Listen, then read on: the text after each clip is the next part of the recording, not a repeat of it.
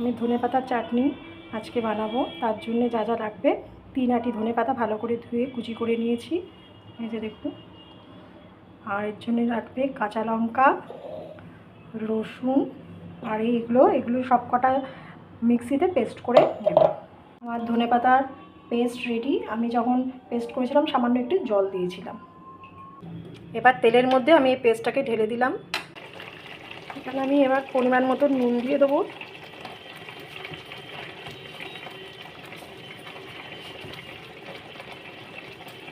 মিষ্টি দিয়ে দেবো। আমি চাটনিটাকে যাতে বেশ কিছুদিন সংরক্ষণ করে রাখতে পারি তার জন্য একটু 2-3 চামচ ভিনেগার দিয়ে দেবো। দেখুন জলটা পুরো টেনে গেছে। আমার ধনেপাতার চাটনি রেডি। আমার ধনেপাতার চাটনি রেডি। এটা মেনলি ব্যবহার করা হয় পনির পাসিন্দার পুর হিসাবে, তবে এছাড়াও আপনি গরম ভাতের সাথে বা পরোটার সাথেও খেতে পারেন, খুব টেস্ট হয়।